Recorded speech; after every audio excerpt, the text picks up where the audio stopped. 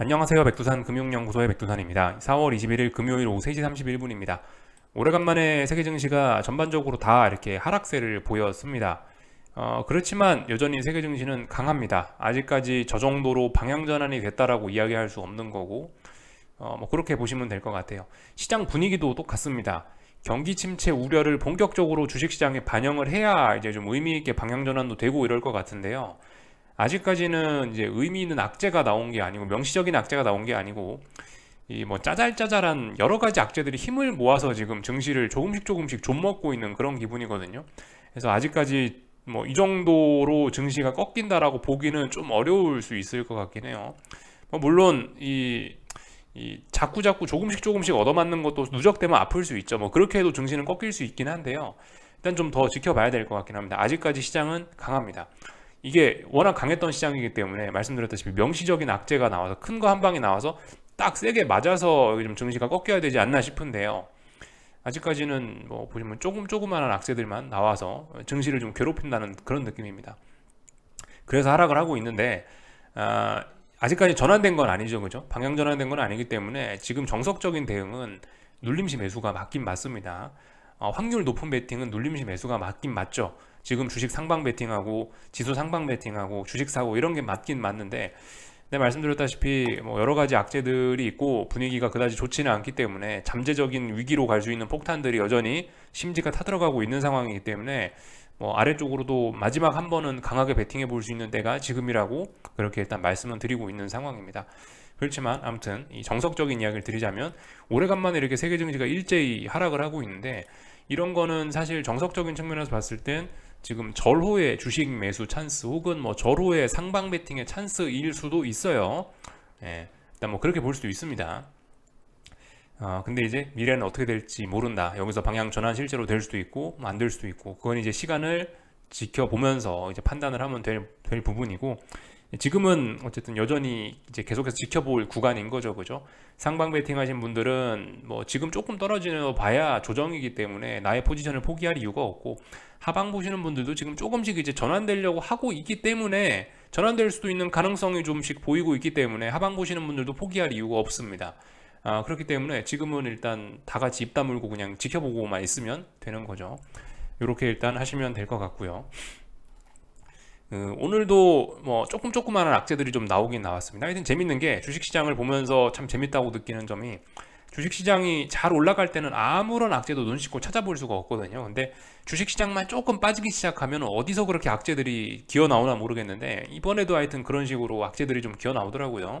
어젯밤부터 생각해 보세요. 테슬라 실적 안 좋고, 뭐 미국 정부 부채 한도 협상 이런 악재 나오고 있고, 그리고 뭐였죠? 경제 지표 안 좋게 나오고, 그리고 오늘 또 무슨 일이 있었습니까? 뭐 G7 러시아 전면 수출 금지 검토한다는 지정학적 리스크도 등장하고 있고, 사실 지정학적 리스크는 어제부터 슬슬 좀, 이번 주부터 슬슬 좀 이제 좀 무르익기 시작했죠. 이런 것들 나오고 있고, 이렇게 막 기사화되지는 않는 데이터들 측면, 그런 데이터들도 좀 볼 필요가 있겠는데, 데이터들도 좀 안 좋은 데이터들이 조금씩 좀 나오고 있긴 합니다. 몇 가지 좀 데이터를 보여드릴까 하는데요. 일단 뭐 어제 이미 뭐 전반적으로 이 유동성이 줄어들고 있다라는 그런 데이터는 일단 한번 보여드렸으니까 그런 거는 뭐 패스하고, 예를 들면은 뭐 이런 거 보면은 좋지 않을까 싶어요. 은행들이 위기 때마다 연준에 달려가서 돈을 빌리지 않습니까? 그게 이제 디스카운트 윈도우라고 하는 건데, 하얀색 선인데요. 하얀색 선이 이제 SVB가 망하면서 이렇게 한번 급등을 했었는데, 한동안 이제 은행 위기 조용하면서 확 줄어들다가 이게 이제 어젠가 발표가 됐나 봐요. 이 데이터가 다시 이 디스카운트 윈도우에 이게 좀 숫자가 늘어났다라는 거. 은행 위기는 아직 완전 끝난 건 아니구나. 뭐 약간 이런 안 좋은 데이터가 나온 겁니다. 주식이 빠지니까 이런 데이터가 좀 나오는 것 같기도 하고, 뭐 이런 상황이에요. 그리고 뭐 몇 가지 뭐 재밌는 지표들도 좀 있긴 있는데, 뭐 예를 들면 이런 것들, 어 이제 그 신용 등급이 강등되는 그런 채권들도 좀 많이 나타나고 있다. 블루칩 회사채가 정크본드로 강등되는 일들도 증가하고 있다. 뭐 이런 것들 좀 안 좋은 데이터를 할 수 있겠죠.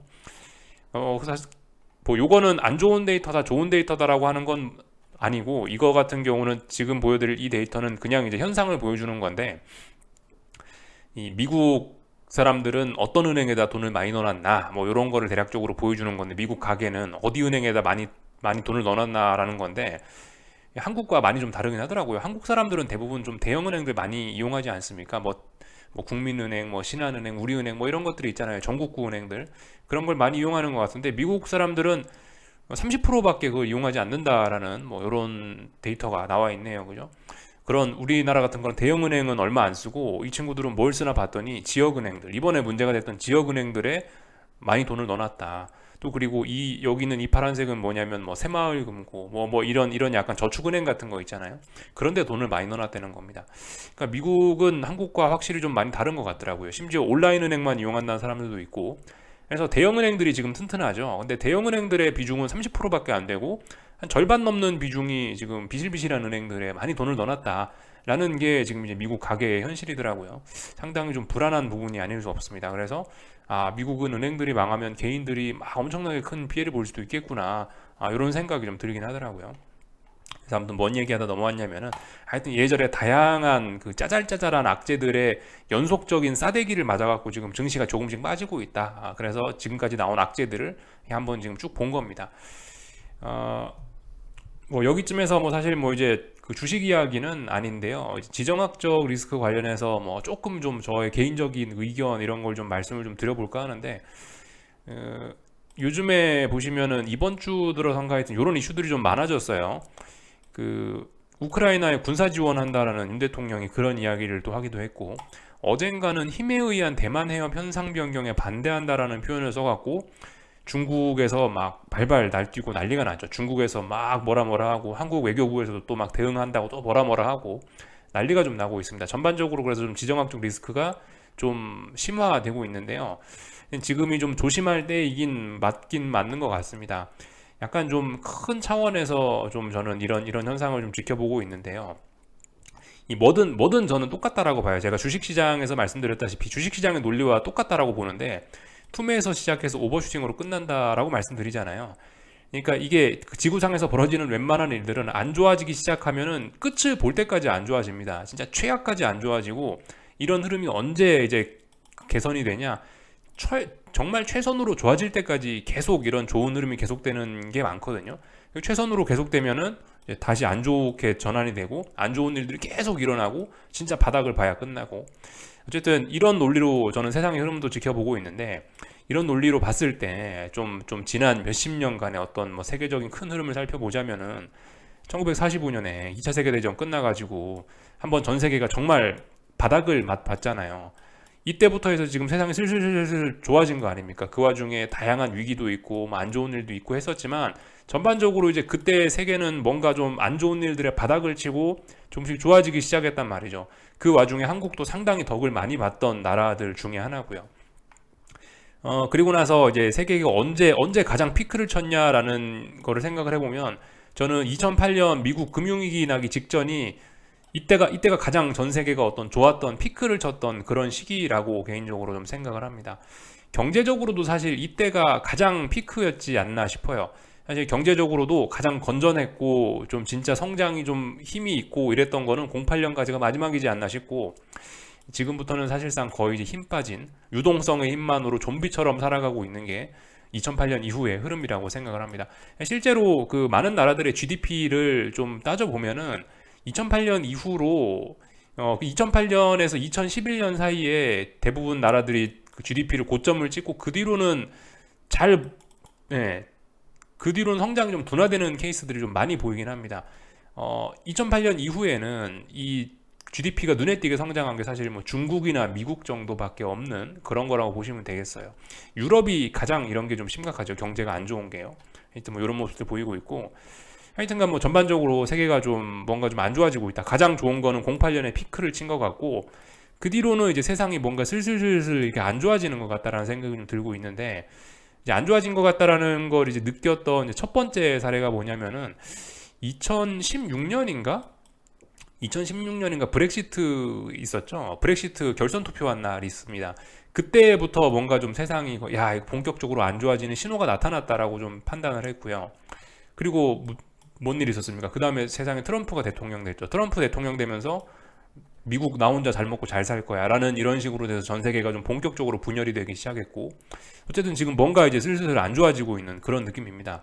그 와중에 이제 그러다가 이제 우크라이나하고 러시아하고 전쟁 났고, 지금 이제 이런 전쟁이 자꾸자꾸 확전이 되려고 하냐 마느냐, 이제는 또 대만이 또 주목을 받고 있죠. 뭔가 조금씩 안 좋아지고 있는 것 같고, 그 와중에 이제 한국도 이런 세계적인 이런 큰 흐름을 피해갈 수 없는 상황이 온 것 같고요. 그래서 뭔가 이제 세상이 조금씩 좀 안 좋아지고 있는 것 같다라는 생각이 좀 들긴 듭니다. 그래서 사실 뭐 이런 상황에서 우리가 뭐 대응을 할 수 있는 건 뭐 딱히 없죠. 뭐, 그죠? 이건 뭐 우리 개인 차원에서 뭐 피해갈 수 있는 그런 차원의 위기가 아닌 것이라고 좀 생각을 합니다. 앞으로 만약 위기가 이런 식으로 온다라고 한다면. 다행히 이제 뭐 저의 생각이 완전 헛소리라 가지고 이런 게 다 틀려서 아무 위기 없이 그냥 다시 평온하게 세상이 좀 좋아졌으면 좋겠긴 한데, 근데 일단 분위기가 지금 별로 해결이 잘 보이지가 않죠. 그렇기 때문에 좀 조심하긴 조심해야 되겠다. 몸살이면서 살아야 될 필요는 있을 것 같다는 생각이 들고, 개인적으로는 그래서 이제 만약 여유가 되면은 미국 국적 하나 갖고 있으면 좋을 것 같다. 저는 한국 국적밖에 없는데 미국 국적이라도 하나 갖고 있으면 이런 땐 정말 큰 힘이 되지 않을까라고 그냥 막연히 생각은 하고 있는데, 쉽지 않죠. 그죠? 한국 떠나는 게.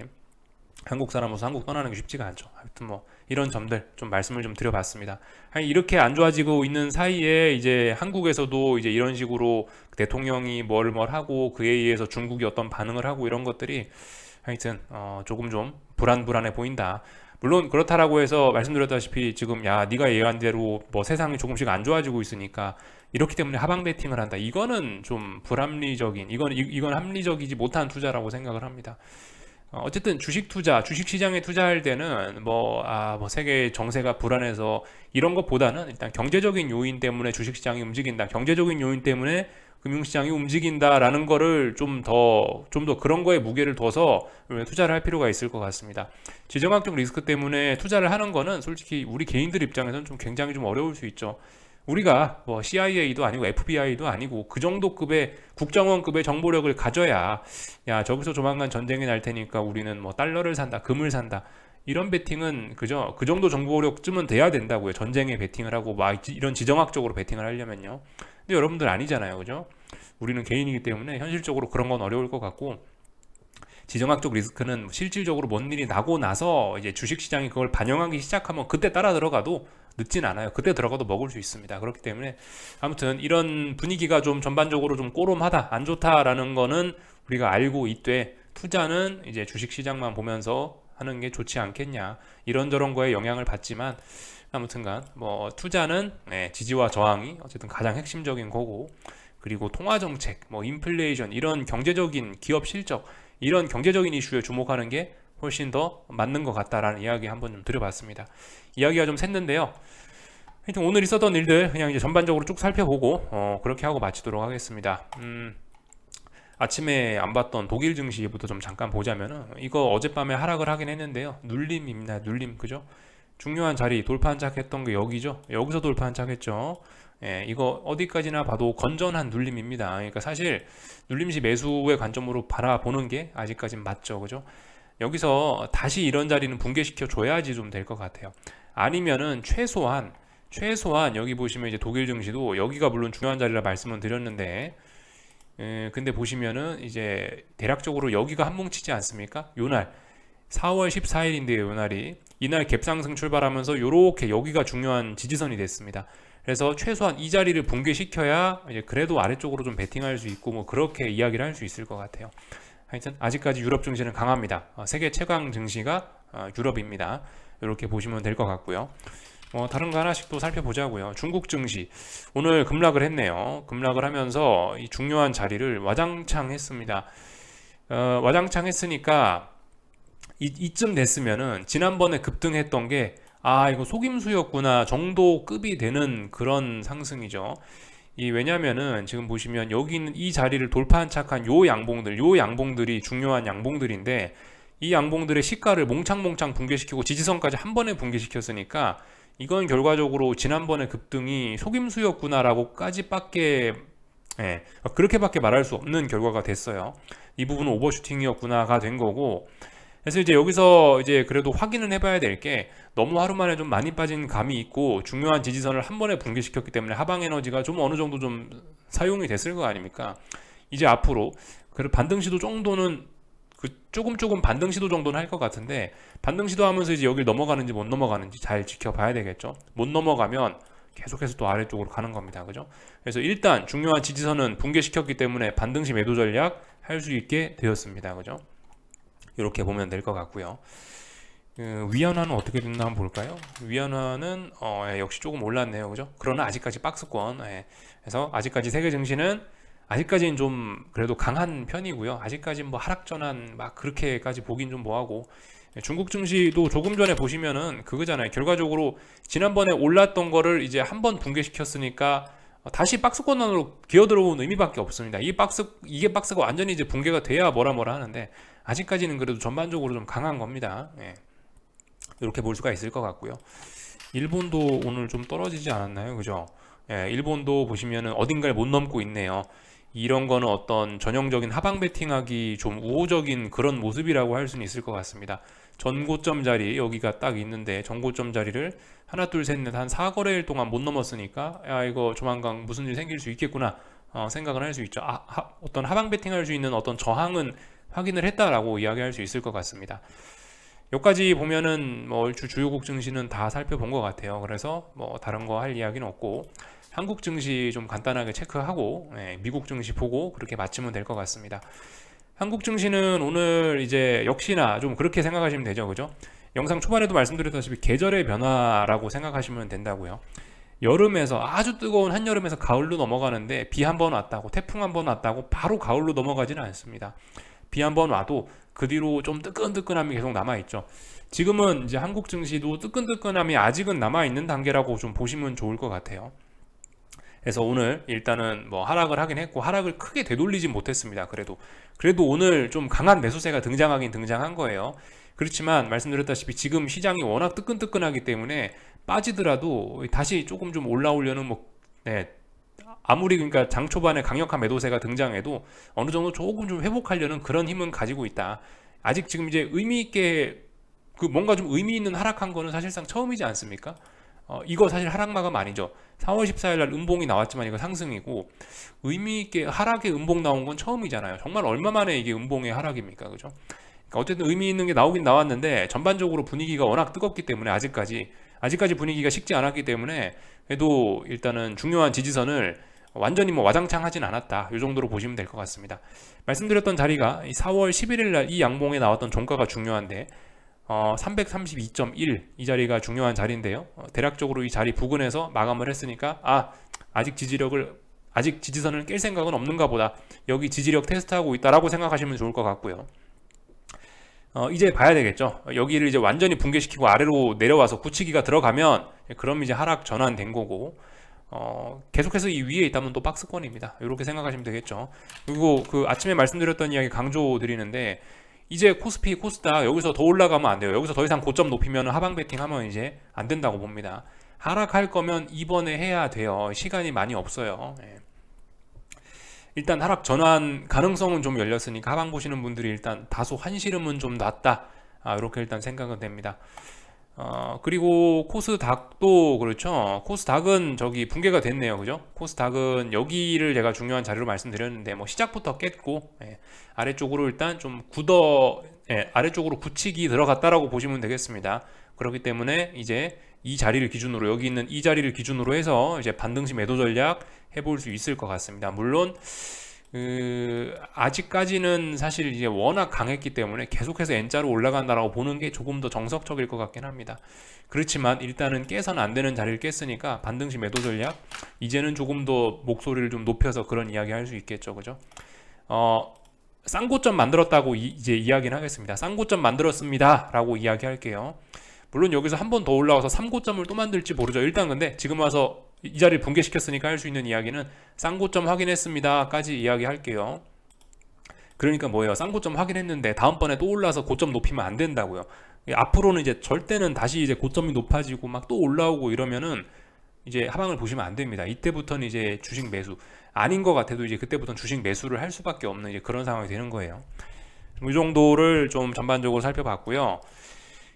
역시나 그죠? 역시나 시장이 전반적으로 강했고 풋옵션 매도세도 지금까지 쌓여있던 게 굉장히 강했기 때문에 역시나 이 박스권 상단을 하루 만에 완전히 넘어가지는 못했습니다. 예, 뭐 자연스러운 모습이라 생각하고 전 근데 개인적으로 풋옵션이 오늘 하루 만에 대폭등해서 이렇게 폭등하는 것도 그것도 좀 아니라고 생각을 했거든요. 그것도 하방 보시는 분께 안 좋은 거라고 생각을 했는데 일단 뭐 괜찮게 마감한 것 같습니다.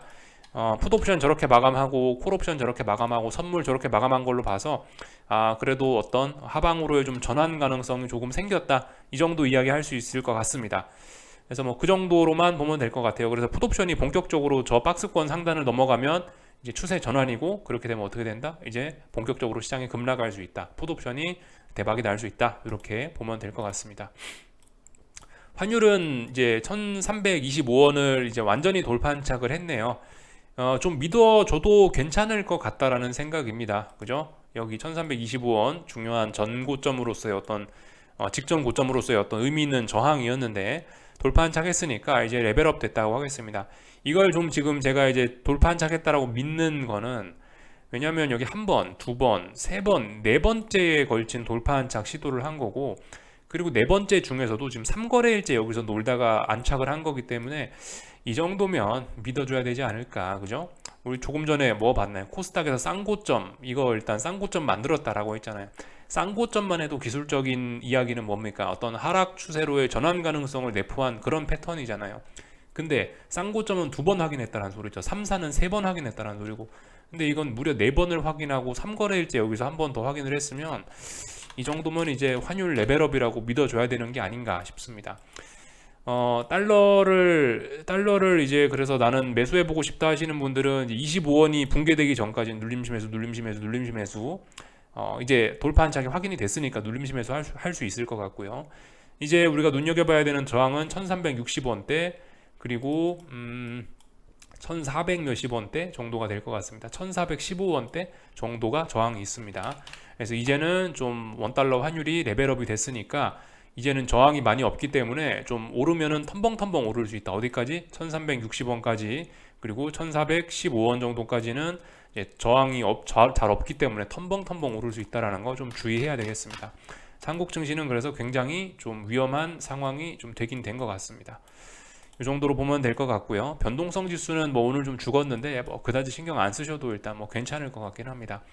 풋이 많이 못 살아나고 콜이 왕창 죽었기 때문에 오늘 변동성 지수는 살이 빠졌다. 그래서 하락했다라고 보시면 될 것 같고 변동성 지수는 어디까지나 저건 이제 보조 지표인 거지 중요한 건 뭐다? 이 코스피 자체의 지지와 저항이 더 중요한 거죠. 그래서 일단 그런 거 보시면 될 것 같다.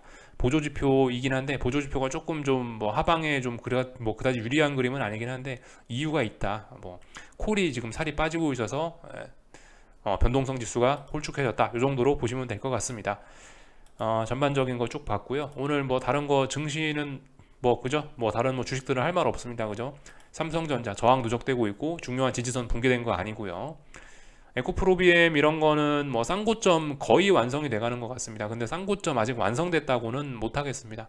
중요한 지지선이 한 26만 원 정도 되는 것 같은데 이 자리 붕괴시키진 않았기 때문에 쌍고점 형성 시도 중입니다 정도 이야기할 수 있을 것 같고요.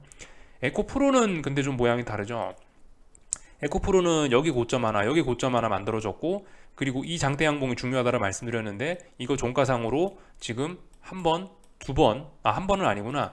지금 일단 이번에 일단 의미 있게 좀 깨긴 깼으니까 진짜라고 믿는다면은 얘는 이제 쌍고점 완성했습니다라고 할 수 있겠네요.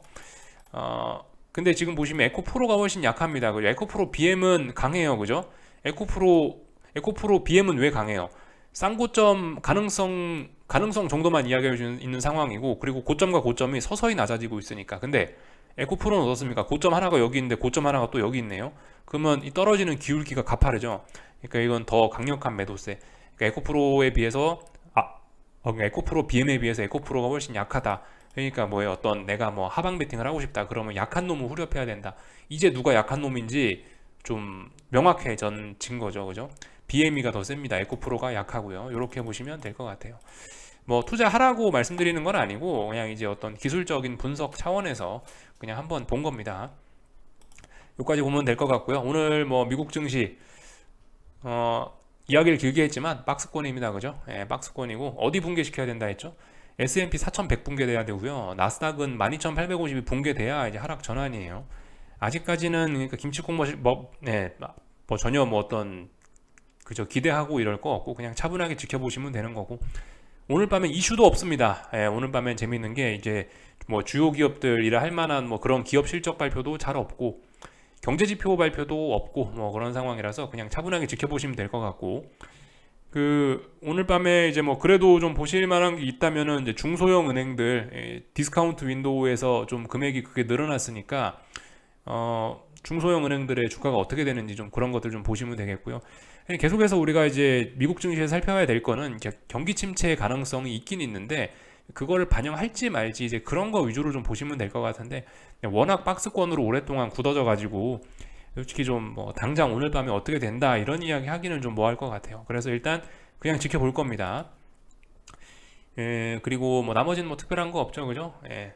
뭐 금리와 달러 같은 경우는 이 경기 침체 우려를 그래도 좀 반영을 하기 때문에 거기에 맞춰서 좀 움직이면 될 것 같고, 국제유가는 이제 오늘 그 중요한 지지선 붕괴된 거 굳히기 들어가는지 그런 것들 보시면 될 것 같고요.